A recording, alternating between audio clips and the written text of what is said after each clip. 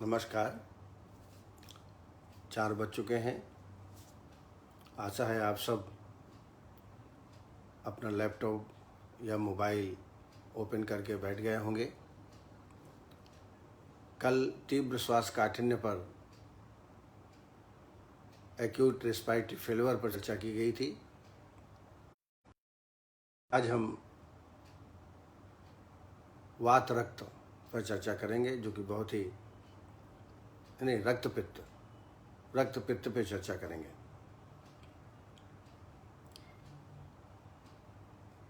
Doctor Neha Ahuja, उन्होंने पूछा है कि मृदु गोष्ठी को हम लेखन वस्ती देते हैं तो रुकती नहीं है। तो चूंकि मृदु गोष्ठी है तो उसकी मात्रा या 30-30 ग्राम दे रहे हैं तो उसकी मात्रा 20-20 ग्राम कर दीजिए औषधियों की। और वैसे भी आस्थापन वस्ती मुश्किल से 10-15 मिनट या 5 मिनट भी रुके तो भी काम चल जाता है। इसलिए इसकी चिंता नहीं, अगर वो 5 मिनट भी रुकती है तो आपका काम हो गया, पर थोड़ा मात्रा कम कर देंगे तो ज़्यादा अच्छा रहेगा।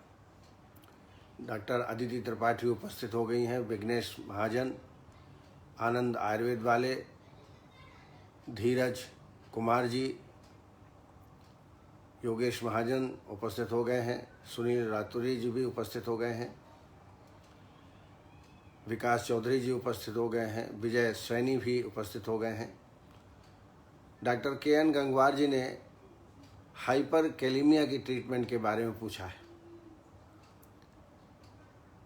ये इलेक्ट्रोलाइट जो पोटेशियम है उसको ब्लड में बहुत हाई लेवल हो जाना, ज़्यादा मात्रा में इकट्ठा हो जाना पोटेशियम का, इसी को हम बोलते हैं हाइपर कैलीमिया। इसमें मसल्स में weakness, tingling sensation, numbness, nausea, vomiting, irregular heart beat और शॉर्ट ब्रीदिंग जैसे लक्षण प्राप्त हो सकते हैं। तो इसमें तत्कालिक रूप से मान लीजिए कोई इमरजेंसी में पेशेंट आया तो आप 5% ग्लूकोज को IV के द्वारा तत्काल प्रवेश करें। IV के द्वारा ही, इंट्रावेनस के द्वारा ही 10% कैल्शियम ग्लूकोनेट को भी प्रविष्ट कराएं। जब तक ये सुविधा न हो तब तक मीठा सोडा 2.5 ग्राम दिन में 3-3 घंटे से इसका प्रयोग करें। मूत्राल्पा हो, बहुत मूत्र कम निकल रहा हो तो 50 ग्राम्स इंसुलिन भी, 50 ग्राम्स ग्लूकोज 1 लीटर पानी में घोल लीजिए और इसको बार बार पिलाइए, पानी पिलाइए, तो इससे यूरिन की मात्रा बढ़ेगी। आवश्यकता पड़ने पर 50 यूनिट इंसुलिन भी देना पड़ सकता है। और अत्यधिक तकलीफ हो, बहुत ज़्यादा मात्रा बढ़ गई हो तो डायलिसिस भी करना पड़ सकता है और ऐसे पेशेंट को तत्काल रिफ़र कर देना चाहिए। मोनिका चिटनिस जी ने, उनका एक रोगी है 65 ईयर्स, मुख से सलाइवा निरंतर गिरते रहता है। तो चूँकि 65 उम्र बहुत ज़्यादा नहीं होती, हालांकि कई लोग 65 में ही बहुत सारे ऐसे लक्षण जो सीनियर सिटीजन के होते हैं, उनमें ड्रिपिंग ऑफ सलाइवा भी है। कई बार थोड़ा से सोते हैं लेफ्ट एंड राइट तो सलाइवा निकलने लगता है। और कई बार पैरालिसिस, फेशियल पैरालिसिस हो या पैरालिसिस हो, ऐसी अवस्था में भी ड्रिपिंग ऑफ सलाइवा हो सकता है। ऐसे रोगियों में शुद्ध शिलाजीत 500 मिलीग्राम दुग्ध के साथ सेवन कराएं। टैबलेट नियो 2 गोली सुबह और 2 गोली शाम को। और अगर पैरालिटिक सिम्टम्स हों तो उसका ट्रीटमेंट भी आपको करना पड़ेगा। डॉक्टर मुकम्बिका रचना, उनका एक पेशेंट है 40 ईयर्स, सीवियर लो बैकिक है और लेग्स में वीकनेस उत्पन्न हो रही है। सीवियर लो बैकिक है, इसके माने लंबर या सेक्रल रीजन में नर्व कंप्रेशन है और उसी की वजह से वीकनेस ऑफ द लेग के लक्षण भी मिल रहे हैं। ऐसी अवस्था में लंबोसेक्रल रीजन में कटिबस्ती लगाएं और लगभग 40 से 45 मिनट धारण कराएं। तेल को बार बार गर्म करते रहें। तेल में अश्वगंधा बला तैल, सहचर तैल, दशमूल तैल आदि का प्रयोग आप कर सकते हैं। फॉलोड बाई पत्रपिंड श्वेत। कटिबस्ती करने के बाद पत्रपिंड श्वेत जरूर करें। निश्चित रूप से ये ऑस्टियोजन्य व्याधि है, इसलिए इसमें ब्रह्मण तैलों का प्रयोग जरूर करें और फॉलोड बाई पत्रपिंड श्वेत लगातार कम से कम 20-21 दिन तक कराएं। साथ में इसमें वस्ती का भी प्रयोग करें। एरंडमूल आदि वस्ती इसके लिए श्रेष्ठ रहेगी। इसमें एरंडमूल के द्रव्य, एरंडमूल आदि जो क्वाथ है वो द्रव्य 100 ग्राम ले लीजिए और इसमें लगभग 1200 ml पानी डाल करके 300 ml से इस करें और इस 300 ml में शहद 50 ml और पंचतिक्त घृत 50 ml डाल करके ये वस्ती देवें। अनुवासन के रूप में सहचर वस्ती या अनुवासन वस्ती या अश्वगंधा बला तैल 30 मिलीलीटर भोजन के बाद आप दे सकते हैं। चाहें तो काल वस्ती के रूप में 16 वस्ती आप दे दें। पहले एक अनुवासन, फिर अनुवासन आस्थापन 6 दूनी 12, एक पहले आपने अनुवासन दिया 13 और 3 लास्ट में अनुवासन, ऐसा भी आप दे सकते हैं। इसके अलावा महायोगराज गुगुलू, सिंहनाथ गुगुलू 2-2 गोली दिन में 2 बार, आम वातारी रस 250 मिलीग्राम, एकांग वीर रस 125 मिलीग्राम और गिलोय सत्व 250 मिलीग्राम, ये एक मात्रा है। इस तरीके से आप 2 मात्रा सुबह शाम को आप पेशेंट को देवें। महारासन अधिक्वाथ 20 ml और इसमें 10 ml कैस्टर ऑयल मिला लें। ये खाना खाने के आधा घंटे बाद दोनों टाइम इसका सेवन कराएं। आप ये पूरा ट्रीटमेंट करेंगे तो निश्चित रूप से पेशेंट को लाभ प्राप्त होगा। निर्मला स्वार, इन्होंने प्रश्न पूछा है, burning sensation over the scar of LSCS। LSCS का मतलब होता है low segment caesarean, lower segment caesarean section. ये सिजेरियन करने के बाद स्कार उत्पन्न हो जाता है। निश्चित है अगर थोड़ा भी खुजली हुई और आप खुजाने लगे तो बर्निंग सेंसेशन भी होने लगता है। इसके लिए दशांग लेप 20 ग्राम और 20 ग्राम मुलैठी चूर्ण दोनों मिला लीजिए और इसको दुग्ध में पकाइए, आधा कप दुग्ध में पकाइए, लेप तैयार कर लीजिए और इसमें 2 चम्मच पंचतिक्त घृत मिलाइए और इसका लेप स्कार में लगाएं। रोजाना 1 बार कम से कम लगाएं और वो कम से कम 1 घंटा लगा रहे, ये आप ध्यान दें। ये लेप बहुत ही अच्छा है, इसका प्रयोग करेंगे रोगी को लाभ होगा। औषधियों में आप चंद्रप्रभावती 2 गोली सुबह 2 गोली शाम आप दे सकते हैं। बाकी ये लेप लगाने से पेशेंट को ठीक होगा।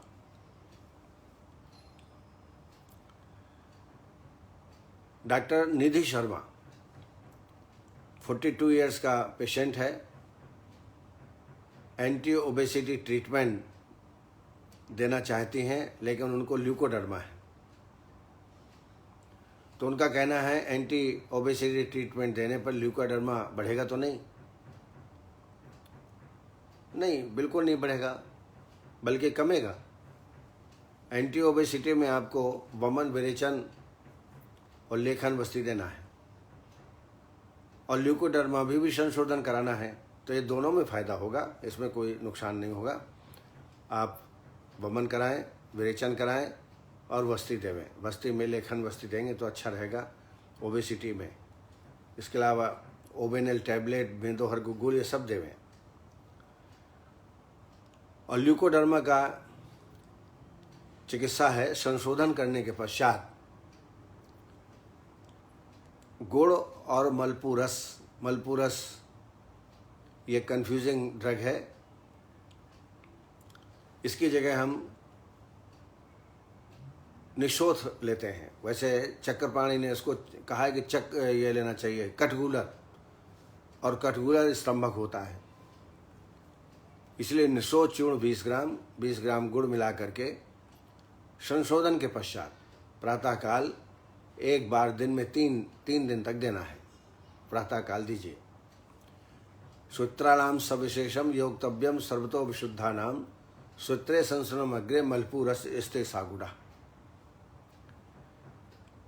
इसके बाद 15 दिन के लिए काढ़ा है, 15 से 1 महीने तक प्रयोग करें काढ़े का।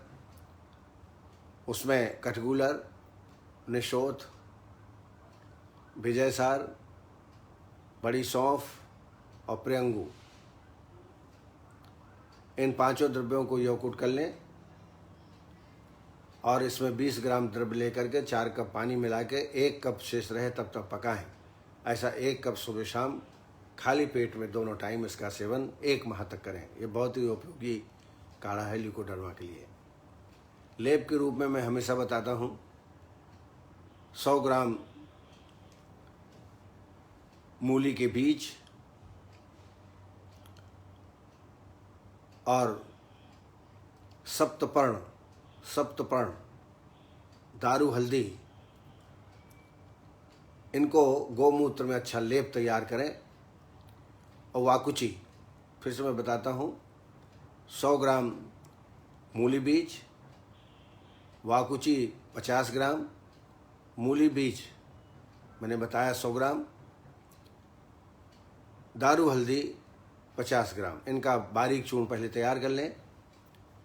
फिर गोमूत्र में पीस करके लेप तैयार करें और इफेक्टेड पोर्शन में ये लगाएं। इसके लगाने से कम से कम 3-4 दिन लगाएं और लगाने के बाद धूप में बैठाएं। धूप में बैठाएंगे तो कई बार स्फोट इसमें हो जाते हैं, वो अच्छी बात है। स्फोट हो जाए तो लेप को हटा करके चाल मोगरा तेल या शतदौत घृत, नहीं तो गोघृत का लेपन करें। इससे निश्चित रूप से ल्यूकोडर्मा में बहुत आराम होगा। इसके अलावा आरोग्यवर्धनी पंचनिम्न बटी 2 गोली दिन में 2 बार इसका सेवन आप कराएं। कमलप्रीत धीमान क्रॉनिक साइनोसाइटिस के ट्रीटमेंट के बारे में पूछा है। जीर्ण प्रतिष्ठा है, तो वैसे देखा जाए तो पहले वमन कराना चाहिए, फिर विरेचन कराना चाहिए कायदे से, और उसके बाद नस्यकर्म। अगर आप वमन विरेचन नहीं करा पाते हैं तो नस्यकर्म 21 दिन का कोर्स दीजिए। 2 दिन स्नेह नस्य अणुतैल से और प्रत्येक तीसरे दिन अवपीड़न नस्य। और अवपीड़न के लिए मैंने कई बार आपको बताया वाय विडंग, शिग्रु और वचा, ये चक्रदत्त का योग है। विडंग, वचा और शिग्रु, इनका बराबर मात्रा में चूर्ण बना के रख लें। जिस दिन नस्य देना हो अवपीड़न, उसके 1 दिन पहले 2 चम्मच निकाल करके थोड़ा पानी मिला दें और चटनी जैसा बना के रख दें। तो प्रातःकाल इसको मसलें और छान लें सफ़ेद कपड़े में, और इसकी मात्रा है 6 से 8 बूंद दोनों नासा में। तो 2 दिन स्नेह नस से 4-4 बूंद और प्रत्येक तीसरे दिन शोधन नस, ऐसा कम से कम 21 दिन तक का कोर्स करें। आवश्यकता पड़ने पर ये कोर्स 7 दिन और आप बढ़ा सकते हैं। इससे निश्चित है आपको लाभ प्राप्त होगा। साथ में औषधि योग देवें। स्वर्ण बसंत मालती रस 4 ग्राम, महालक्ष्मी विलास रस 4 ग्राम और अभ्रक भस्म 8 ग्राम, इन तीनों को मिला करके 60 पुड़ियाँ बना लें और 1 पुड़िया सुबह शाम को च्यवनप्राश के साथ या ब्राह्मी अवलेह के साथ इसका सेवन कराएं। इसके अलावा हरिद्राखंड, टैबलेट सेप्टिलीन, टैबलेट न्यूरोसिल, इनका भी उपयोगिता के आधार पर आप इनका प्रयोग कर सकते हैं। ये कोर्स करने से निश्चित रूप से जीर्ण प्रतिशय में लाभ प्राप्त होगा। Doctor Ravindra Kaur, insulin dependent diabetic का ट्रीटमेंट। ये टाइप 1 डायबिटीज़ है और चूँकि ये कंजेनाइटल होता है, हेरिडिटरी होता है, इसलिए ये ठीक होता नहीं है। फिर भी इंसुलिन की यूनिट्स ना बढ़ें, उसके लिए आप बसंत कुसुमाकर का कल्प करें। ये मैं कई बार आपको बता चुका हूँ। बसंत कुसुमाकर पहले दिन 30 मिलीग्राम, फिर 60 मिलीग्राम, 30-30 मिलीग्राम बढ़ाते जाएं 1 ग्राम तक।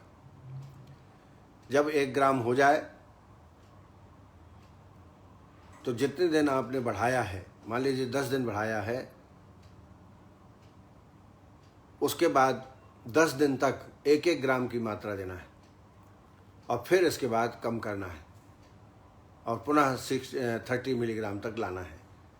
ऐसा कल्प करें और उसी अनुसार से, उसी अनुपात में करेले के स्वरस को बढ़ाना है। करेला का स्वरस पहले आधा कप, फिर 1 कप, फिर 1.5 कप, फिर 2 कप, इस प्रकार बढ़ाना है। और खाना बिल्कुल लघु आहार, कार्बोहाइड्रेट, फैट बिल्कुल नहीं। सामान्यतः दलिया खिचड़ी पर पेशेंट को रखें। इससे निश्चित रूप से जो यूनिट आप 20 यूनिट, 50 यूनिट दे रहे हैं, वो निश्चित रूप से कम हो जाएगा और अगर ईश्वर ने साथ दिया तो हो सकता है इंसुलिन भी छूट जाए। लेकिन ये विधिवत आपको पेशेंट को समझा करके, काउंसलिंग करके आपको देना है और आपके निर्देशन में रोज़ पेशेंट को आपको देखना है। अगर आपके पास भर्ती होने की सुविधा हो तो भर्ती करके ये कल्प करें तो ज़्यादा फायदेमंद होगा। डॉक्टर कुलदीप कुमार जी ने लेफ्ट आर्म से बीपी लेते हैं तो बीपी नहीं मिलता, मेज़र नहीं होता है। राइट से लेते हैं तो बीपी का मेज़रमेंट 110/70 है।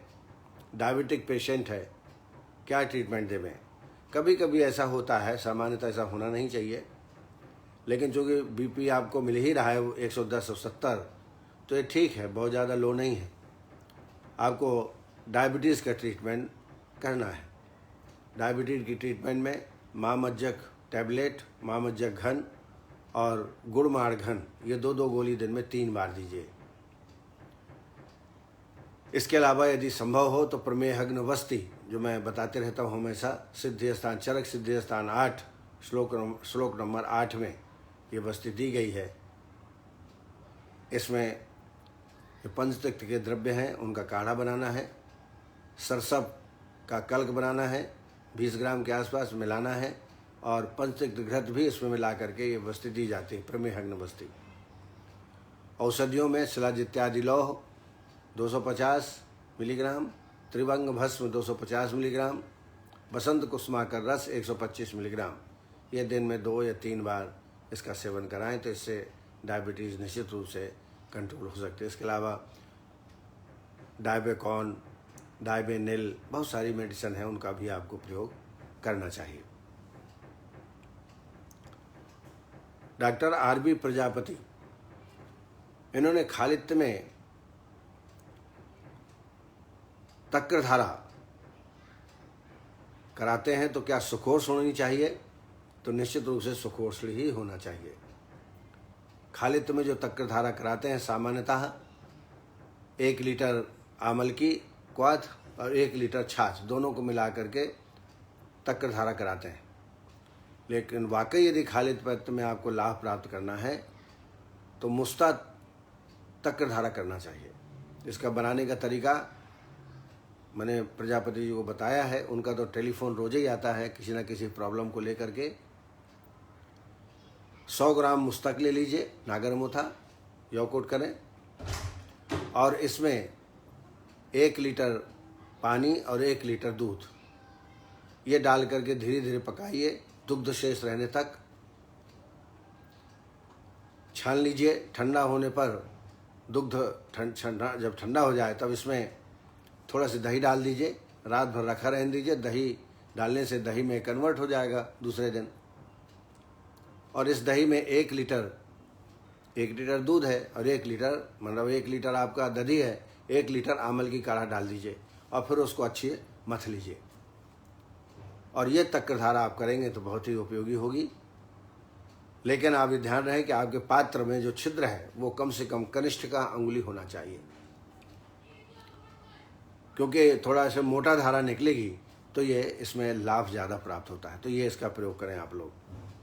संघमित्रा लोखंडे। बच्चों में दांत काटना निश्चित रूप से ये कृमि के कारण बच्चों में होता है। क्या ट्रीटमेंट देना चाहिए? तो इसमें आप एक काम करिए, पलाश बीज चूर्ण और विडंग चूर्ण 1-1 ग्राम ले लीजिए और गुड़ में मिला के इसकी बटी बना लीजिए और इसको किसी तरह बच्चों को खिलाइए। आप दुग्ध में घोल के भी दे सकते हैं। 1 बार देना है।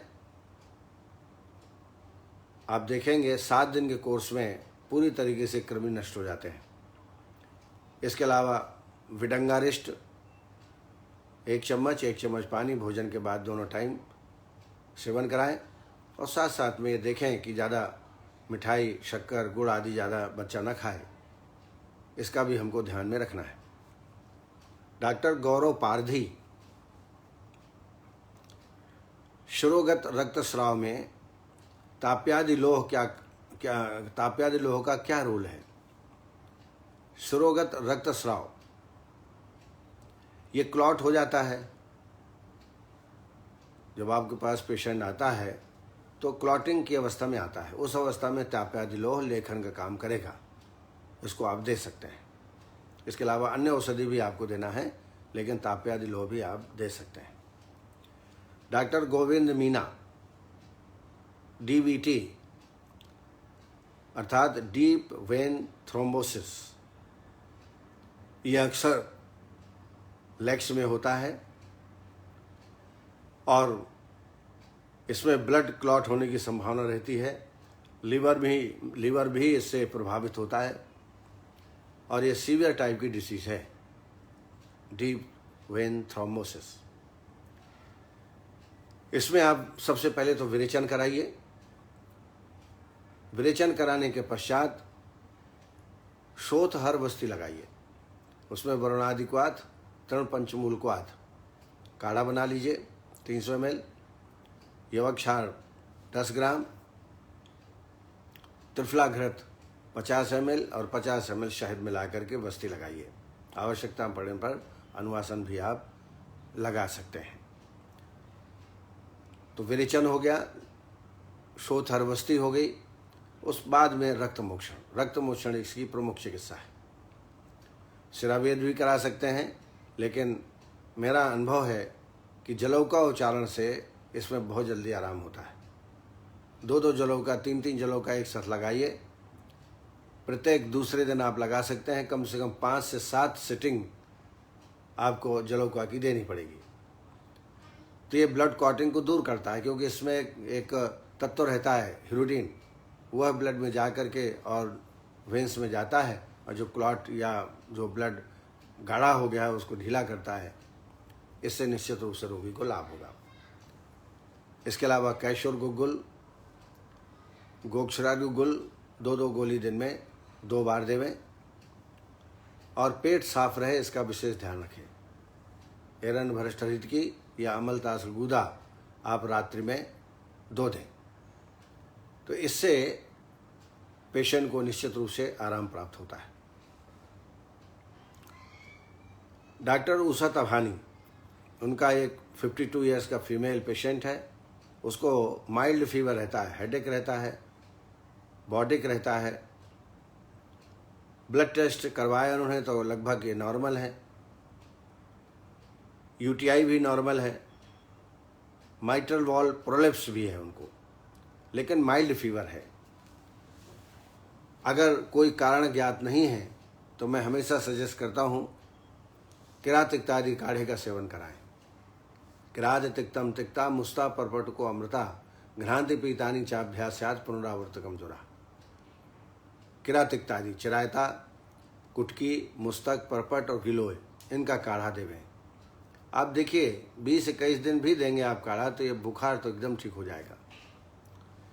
जहाँ तक माइट्रल वाल्व प्रोलेप्स की बात है तो यहाँ पर आपको नागार्जुनाभ्र रस 125 मिलीग्राम, हृदयाणु रस 125 मिलीग्राम, मुक्तापुरवाल पंचामृत 60 मिलीग्राम, ऐसी एक पुड़िया दिन में 2-3 बार आप इसका सेवन कराएं। इसके अलावा एक काढ़ा मैं हमेशा बताता हूँ, हरितकी, वासा, रासना, पिपली, नागरमोथा, सटी, पुष्कर मूल और अर्जुन। फिर से मैं रिपीट करता हूँ, हरितकी, वसा, रासना, पिपली, नागरमोथा, सटी, पुष्कर मूल और अर्जुन त्वक, इस काढ़े का प्रयोग करें। हार्ट डिसीज़ के मामले में यह काढ़ा बहुत ही श्रेष्ठ है। चरक का रेफरेंस है ये, और मैं इसको बहुत प्रयोग करता हूँ। आप भी प्रयोग करें, निश्चित रूप से आपको लाभ प्राप्त होगा। अनुराधा उपाध्याय, इनको हेयर फॉल की शिकायत है। तो हेयर फॉल में निश्चित रूप से पोषण की कमी से हेयर फॉल चालू हो जाता है। ये तो एज हो गई हो 60 के ऊपर, 55-50 साल के ऊपर, और अगर 30-40 में ही हेयर फॉल हो तो निश्चित रूप से कहीं ना कहीं पोषण अभाव है। तो इसमें आप, मैंने अभी जो बताई थी, खालित्य में, खालित्य के अंतर्गत शिरोधारा कराएं 7 दिन, 7 दिन मस्तिष्क, 7 से 20 दिन मस्तिष्क कराएं। मस्तिष्क में मैं डिटेल बता चुका हूँ। इसमें आंवला आधा किलो ले लीजिए और 1 लीटर छाछ धीरे धीरे पकाइए। जब आंवला पूरी तरह से द्रव खत्म हो जाए तो आंवले को निकाल करके मसलिए, हाथ से कल्क बना लीजिए, बीजा निकाल दीजिए और सिरह प्रदेश में लेप करिए। बाल छोटे करा लें तो ज़्यादा अच्छा है। ये 20 दिन का प्रयोग है। 7 दिन पहले शिरोधारा करें, फिर 21 दिन खालित्य के लिए ये मस्तिष्क करें। बहुत ही उपयोगी चिकित्सा है।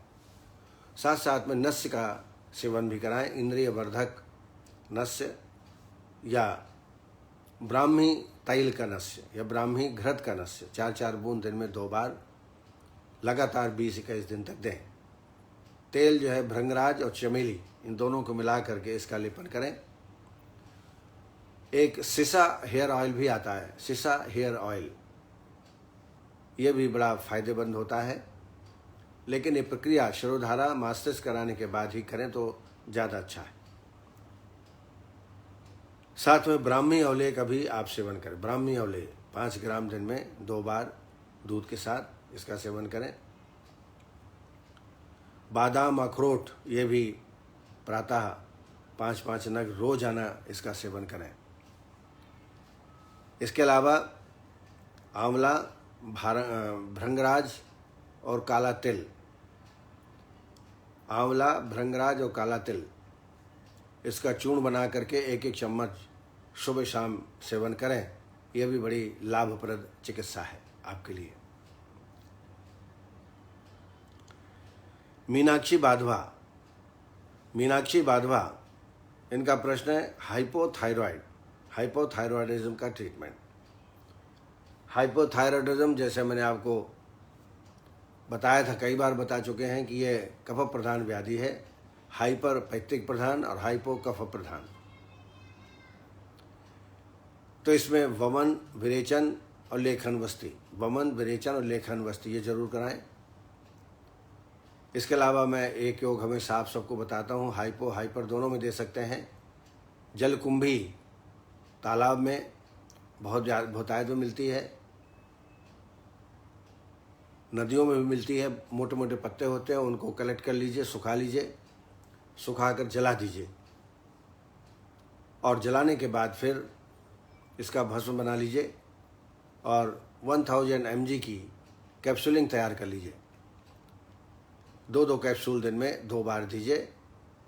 ये बहुत ही उपयोगी है। इसके अलावा कांचनादी गुगुलू 2-2 सुबह शाम को चूर्ण में त्रिफला, गिलोय और विडंग बराबर मात्रा में ले लें और 1-1 चम्मच इसका सेवन कराएं। हाइपोथायरॉयडिज्म में निश्चित रूप से लाभ होगा और धीरे धीरे एलोपैथी की औषधियाँ आप छुड़ा सकते हैं। लीनम शुक्ला जी ने सीवियर अस्थमा का ट्रीटमेंट पूछा है। सीवियर अस्थमा में प्याज या लहसुन का नस्य देवें और सोमलता फांट हर आधा घंटा में पिलाएं। इसके अलावा श्वासकाश चिंतामणि 125 मिलीग्राम, टंकण भस्म 250 मिलीग्राम, कफ केतु रस 250 मिलीग्राम हर घंटे में इसको चटाएं। भारंगी क्वाथ का भी सेवन कराएं। इसके अलावा वक्ष प्रदेश में सैंधव और तिली तेल का अभ्यंग करने के पश्चात नाड़ी श्वेत या पत्रपिंड श्वेत करें। इससे भी रोगी को तत्काल लाभ प्राप्त होता है। राजेश सक्सेना ने कहा है कि जो आत्तिक व्याधियां आजकल जो हम चर्चा कर रहे हैं, निश्चित रूप से उसमें एलोपैथिक मेडिसिन देने की आवश्यकता होती है। आपके पास सुविधा हो तो आप करें, अन्यथा पेशेंट को रिफ़र कर दें। पर अब कोई रात को पेशेंट आएगा तो आपको ट्रीटमेंट तो देना पड़ेगा कुछ ना कुछ। इस दृष्टिकोण से मैं बताता हूँ। लेकिन जो बहुत आत्तिक अवस्था हो, ऐसी अवस्था में पेशेंट को सलाह देना चाहिए कि किसी हॉस्पिटल में जाएं जिसमें आईसीयू हो, उसमें भर्ती हो जाएं और फिर इलाज करें। अब आइए, जो हमारे चिकित्सक साथी जुड़े हुए हैं, डॉक्टर नवीन जी, जो बड़े स्मार्ट, बड़े मर्मज्ञ, मर्म को जानने वाले, समय के अनुसार चलने वाले इस कार्यक्रम के प्रेरक हैं हमारे प्रिय नवीन जी। वो डेली सुनते हैं। मोहम्मद शाहिद, जो हमारे अच्छे मित्र हैं, विकास महाजन, मुकेश अग्रवाल जी, सुनील रातौरी जी, जयवीर सिंह, रेखा वर्मा, मनोरंजन साहू, कविता शर्मा, राजकुमार गुप्ता, नेहा आहूजा, हरजीत सिंह, बलजीत कुमार, कमलप्रीत धीमान, सुखवंत मिश्रा जी, महेश चतुर्वेदी जी, विजय सैनी जी, सोनल पटेल, रीना कौशिक, भानु टांक, नीलम दुबे, सैयद उस्मानी अली, अदिति त्रिपाठी जी, धीरज कुमार, परवेश मानिया, ज्योति बाला, डामोर, संध्या पांडे जी, मुमिन मुल्ला जी, राजकुमार गुप्ता, द्रोणाचार्य नेरोला।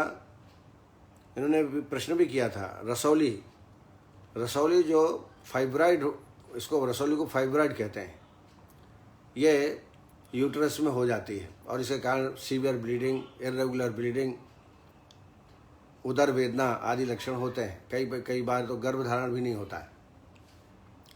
तो इसमें शोथर बस्ती जो मैंने बताई है, वरुणादि क्वाथ और तृण पंचमूल क्वाथ, इसकी बस्ती लगाएं। साथ में कांचनादि गुल 2-2 गोली दिन में 2 बार, त्रिफला, वायबिडंग और गिलोय, इसका चूर्ण तैयार कर लें और ये 1-1 चम्मच दिन में 3 बार दें। इसके अलावा अभयारिष्ट और अशोकारिष्ट 2-2 चम्मच, 2-4 चम्मच पानी भोजन के बाद दोनों टाइम इसका प्रयोग कराएं। इसके अलावा योगेश महाजन जी, गिरिराज प्रसाद शर्मा जी, मनदीप शुक्ला जी, विनेश्वरी श्रीवास्तव जी, सुकुमार जोशी, आनंद आयुर्वेद वाले, विवेक भारद्वाज, नीलम दुबे और विकास चौधरी, ये हमारे माननीय चिकित्सक इस कार्यक्रम से जुड़े हुए हैं।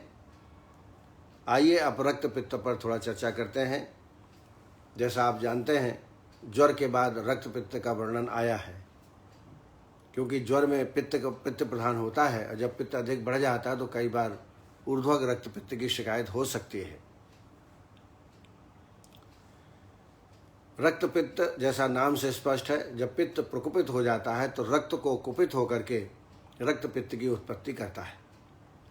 क्योंकि रक्त और पित्त ये समान रंग वाले होते हैं, गुण भी समान होता है, गंध भी समान होता है, इसलिए संभवतः इसको वात रक्त नाम दिया गया है।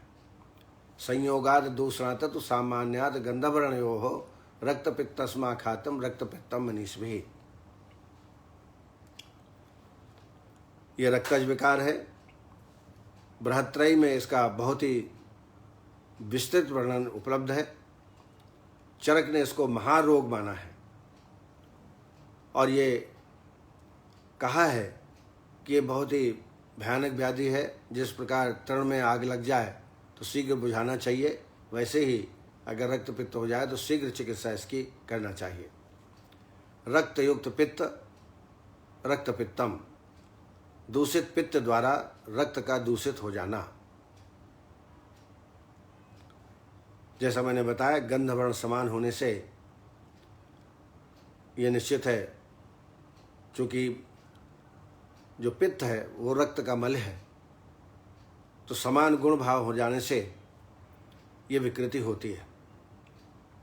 इसके निदान देखें तो उष्ण, तीक्ष्ण, क्षार, अम्ल, कटु, विदाही अन्न का सेवन, अत्यधिक आतप का सेवन, शोक, विरुद्ध आहार विहार का सेवन, मूली, सरसप, लहसुन, क्षार, लवण आदि का अधिक मात्रा में सेवन, तत्सोष्णम तीक्ष्ण अम्लम च कटून लवणांच घर्मश्चान विदाहस्य हेतु पूर्व निर्देशिताः, ये इसके कारण है। संप्राप्ति देखें तो इन कारणों से पित्त का प्रकोप होता है। यह प्रकोपित कफ रक्त के साथ मिलकर रक्त को दूषित करता है। जब पित्त और रक्त मिलेगा तो इसकी मात्रा बढ़ जाती है। आगे जब पित्त की ऊष्मा से मांसादि धातुओं से द्रव चू चू करके इकट्ठा हो जाता है, तब रक्त की वृद्धि होती है और फिर यह रक्त की वृद्धि होकर के ऊर्ध्वग और अधग, ऊर्ध्वग माने नासा के माध्यम से, अधोग यानी गुदा के माध्यम से कई बार रक्त शरीर से बाहर निकलता है। इसको बोलते हैं रक्तपित्त।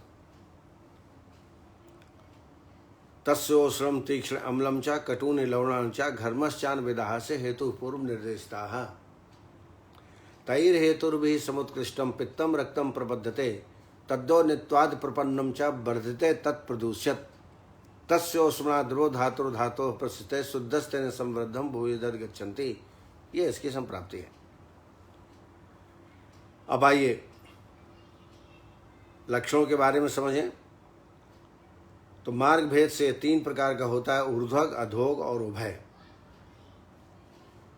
ऊर्ध्वग रक्तपित्त जब होता है तब नासा, मुख, नेत्र, कर्ण आदि से रक्त की प्रवृत्ति होती है।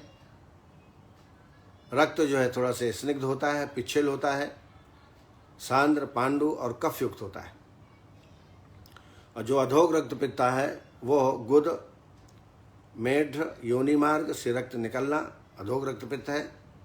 रक्त का वर्ण श्याव, अरुण, तनु और फेनिल होता है। और जब उभयगत होता है तो दोनों मार्गों से रक्त निकलता है, उसको हम उभय रक्तपित्त कहा जाता है। ये असाध्य की श्रेणी में आता है। दोषानुसार इसके 7 भेद किए गए हैं, वातिक, पैतिक, कफस, सन्निपातज और द्विदोषज। वातिक अगर रक्तपित्त है तो वो रक्त का वर्ण श्याव, अरुण, फेन युक्त, द्रव और रूक्ष होगा। पैतिक रक्तपित्त है तो कसाय वर्ण का रक्त होगा, कृष्ण होगा, गोमूत्र के समान और ग्रह धूम के समान अंजनवत इसके लक्षण होंगे। अगर कफज होगा तो कफयुक्त में सांद्र, पांडु वर्ण, स्निग्ध और पिच्छल रक्त प्रभावित होगा। सांद्रम सपांडुसय स्नेहम पिछलम च कफानुतम श्यावारुण सफेनम च तनुरूक्षम च वातिकम रक्तपित्त कसायाभम कृष्णम गोमूत्र सन्निभम मेजगाघार धूमामम अंजनामम च पैतिकम। ये इसके लक्षण है। साध्या साताकुरी देखें, यदि एक दोषज है, ऊर्ध्वग है, बलवान रोगी में है, अल्प वेग युक्त है, उपद्रव नहीं है, तो ऐसा सूत्र जो रक्तपित्त है वो साध्य है। एक दोषानुगा साध्यम द्विदोषम व्याप्यम मचिते सर्वदेह चरासोता कृच्छा शासन निपातिका। हाँ, लेकिन तत्रयद अधोभागम तत्रयद ऊर्ध्वभागम तत्साध्यम, ऊर्ध्वग रक्तपित्त साध्य है क्योंकि विरेचन से ठीक किया जा सकता है। लेकिन अधोग रक्तपित्त याप्य है क्योंकि उसमें विपरीत गति के अनुसार वमन कराना पड़ता है और वमन के लिए उतनी औषधियाँ उपयुक्त नहीं है, इसलिए ये कृच्छ साध्य है। उभय भागम तो असाध्यम, उभय भाग से रक्त निकल रहा है तो यह असाध्य हो जाता है क्योंकि एक साथ वमन और विरेचन हम नहीं करा सकते हैं। ऊर्ध्वगम कव संसृष्टम अधोगम मारुतानुगम द्वैमार्कफाताभ्याम उभयाभ्याम अनुबद्धते स्निग्धोष्णम उष्ण रूक्षम रक्तपित्तस्य च कारणम अधोगस्य उत्तरम प्राय पूर्व स्याद ऊर्ध्वगस्य तो। ऊर्ध्व कफानुबंध होता है, अधोग जो है पित्तानुबंध होता है। उपद्रव के रूप में दुर्बलता, श्वास, कास, ज्वर, वमन, पांडु, दाह, मूर्छा और तृष्णा जैसे लक्षण रोगी में प्राप्त हो सकते हैं। अब आइए चिकित्सा के ऊपर ध्यान दें। तो उभरे हुए रक्तपित्त को बलवान रोगी में रोकना नहीं चाहिए, प्रारंभ में रक्त को रोकना नहीं चाहिए। यदि आपने प्रारंभ में रक्त को रोक दिया तो पूतिग्रह, नासावरोध, भ्रम, मूर्छा आदि लक्षण रोगी में मिल सकते हैं। आम दोष से उभरा पित्त, यदि रक्त पित्त उत्पन्न हो तो ऐसे में लंघन कराना चाहिए। आम युक्त में लंघन कराएं। ऊर्ध्वग में लंघन और अधोग हो तो तर्पण कराना चाहिए। ऊर्ध्वग में कफानुबंध होता है, जैसा मैंने बताया। स्निग्ध उष्ण निदानों के सेवन से उत्पन्न हो तो निश्चित रूप से लंघन कराएं।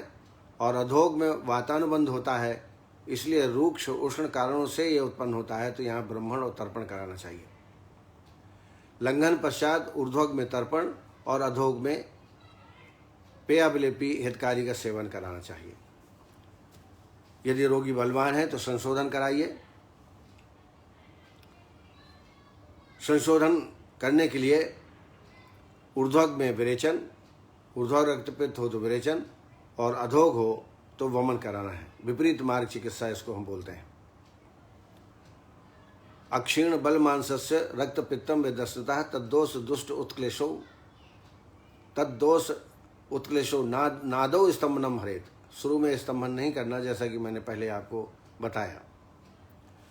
वमन यदि कराना है तो वमन कल्प के रूप में मुलैठी, पटोल और गिलोय, इनको 20-20 ग्राम ले लीजिए। मुलैठी, पटोल और गिलोय काढ़ा 100 ml बनाइए और मदन फल पिपली 12 से 15 ग्राम के बीच यूँ कुट करके भिगो के रख दीजिए और प्रातःकाल इसको मसल के छान लीजिए।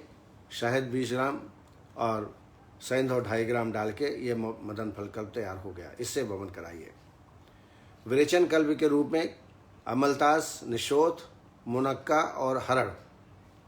अमलतास, निशोथ, मुनक्का, हरड़ ये सब 20-20 ग्राम लेके काढ़ा बना लीजिए 100 ml और इसमें एरण्य तेल 40 ml मिला के विरेचन करा दीजिए। इसके अलावा फिर ये शोधन करने के पश्चात फिर आपको संशमन औषधियाँ देना है। इसके लिए 3-4 क्वाथ मैं आपको बताऊंगा जो बहुत उपयोगी हैं। वासा, मुनक्का और हरड़। वासा, मुनक्का और हरड़ बराबर मात्रा में काढ़ा बना लें। काढ़ा हमेशा 20 ग्राम लेना चाहिए, एक डोज। 4 कप पानी डाल करके 1 कप बचे तब तो पका लीजिए और इसमें चीनी और शहद, चीनी 5 ग्राम और शहद 10 ग्राम डाल करके और इसको पिए। दिन में 2 बार पिलाइए। इससे तत्काल रक्त की प्रवृत्ति बंद हो जाती है, चाहे वो ऊर्ध्वग हो चाहे अधोग हो। दूसरा एक काढ़ा है वासा, प्रियंगु, पठानी लोध्र। वासा, प्रियंगु और पठानी लोध्र 20-20 ग्राम ले लें। काढ़ा बनाएं। काढ़े में थोड़ा शहद मिला करके इसका सेवन खाली पेट में दोनों टाइम करा सकते हैं। तीसरा क्वाथ है, ये सब मैं आपको अनुभूत बता रहा हूँ। आंवला, सुगंध बाला और वासा। आंवला, सुगंध बाला और वासा, इनको 10-10 ग्राम लेकर के काढ़ा बना लीजिए 1 कप और उसमें थोड़ा से 10 ग्राम मधु डाल के सेवन दिन में 2 बार खाली पेट में करें। इसके अलावा एक लाक्षादि चूर्ण आता है, 5 ग्राम दिन में 2 बार दे सकते हैं। उशीरादि चूर्ण, शतावरी चूर्ण, इनका भी प्रयोग आप स्तंभनार्थ रक्त को रोकने के लिए कर सकते हैं। इलादिवटी भी रसों में रक्त पित्त कुलकंदन रस 250 मिलीग्राम, बोल परपटी 250 मिलीग्राम, चंद्रकला रस 125 मिलीग्राम, इनको ये एक मात्रा है। ऐसे दिन में 3 मात्राएं आंवले के मुरब्बे के साथ या शहद के साथ सेवन कराएं। दूसरा एक रसौषधि योग है रक्त पित्तांतक रस 250 मिलीग्राम, बोलबद्ध रस 250 मिलीग्राम, प्रवाल पृष्टि 250 मिलीग्राम, शुद्ध गैरिक 250 मिलीग्राम। ये बहुत ही उपयोगी रस औषधियों का योग है। इसको दिन में 2 या 3 बार इसका सेवन कराएं। एक काढ़ा और मैं बताना चाहूँगा, पद्मकादिक्वाथ। पद्मकादिक्वाथ भी बहुत उपयोगी है। आसो अरिष्ट में लोध्रासो, उसी रासों का प्रयोग कर सकते हैं। लोध्रासो 2 चम्मच, 2 चम्मच उसी रासो, 4 चम्मच पानी, भोजन के बाद इसका प्रयोग करें। घृतों में वासाघृत, शतावरी घृत, इनका प्रयोग आप आभ्यंतर स्नेह पान के लिए, संशमन के लिए या शोधन के लिए, दोनों के लिए भी इसका प्रयोग आप कर सकते हैं। इसके अलावा वैदूर्य मुक्ता मणिगणिका नाम, मृतशंख हेम आमलकोद का नाम, मधु मधु मधु शहद, जिसको बोलते हैं शहद और गन्ने का रस, वैदूर मुक्ता मणि गैरिका नाम, इन औषधियों का भी प्रयोग हम कर सकते हैं। लाइन ऑफ ट्रीटमेंट में बताया, अक्षीर्ण बल मांसस्य रक्त पित्तम में दर्शनता तद्दोष दुष्ट उत्क्लेशो नादौ स्तंभनम हृति। ये है इसका लाइन ऑफ ट्रीटमेंट। इसलिए रक्तपित्त बहुत इम्पॉर्टेंट रोग है और इसकी बड़ी आसानी से हम चिकित्सा कर सकते हैं। थोड़ा सा हमको दोष देखना पड़ेगा, रोगी की अवस्था देखनी पड़ेगी और उस आधार पे आप ट्रीटमेंट करें। साथ साथ में तीखी चीज़ें, मिर्ची, बेसन, मैदा आदि का सेवन न कराएं। निदान परिवर्जन आपको करते रहना है अगर आप सफल इलाज करना चाहते हैं। इन्हीं शब्दों के साथ मैं अपनी वाणी को विराम देता हूँ। आप सबको नमस्कार। कल फिर हम इसी वक्त 4 बजे आपसे मुलाकात करेंगे। तब तक के लिए नमस्कार। जय आयुर्वेद।